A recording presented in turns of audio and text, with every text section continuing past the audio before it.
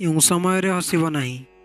ହସିବନି ଗୁରୁଜନ ମାନଙ୍କ ଆଗରେ, ହସିବନି ଜପ ଧ୍ୟାନ କରିବା କାଳରେ, ହସିବନି ବନ୍ଧୁ ଦୁଃଖ କରୁଥିବା ବେଳେ, ହସିବନି ଏକା ଏକା ଯାଉଥିବା ବେଳେ, ହସିବନି ହାକିମଙ୍କ ସମ୍ମୁଖରେ ବସି, ହସିବନି ଶତ୍ରୁ ଆଗେ ନାକଟାକୁ ଘଷି, ହସିବନି ଅକାରଣେ ପଣ୍ଡିତ ମଣ୍ଡଳେ, ହସିବନି ସାନ କଥା ନେଇ କୋଳାହଳେ, ହସିବନି ସମ୍ମାନ ମିଳୁଥିବା ବେଳେ, ହସିବନି ପୁରସ୍କାର ପାଉଥିବା ବେଳେ, ହସିବନି ଅନ୍ନ ଯେବେ କରୁଛ ଭୋଜନ, ହସିବନି ଯେତେବେଳେ କର ଜଳପାନ, କହେଦେବ ହସି ଦେଲେ ପ୍ରମାଦଟି ଥୁଆ, ନିନ୍ଦିବେ ସକଳ ଜନେ ବୋଲି ଅପାଠୁଆ।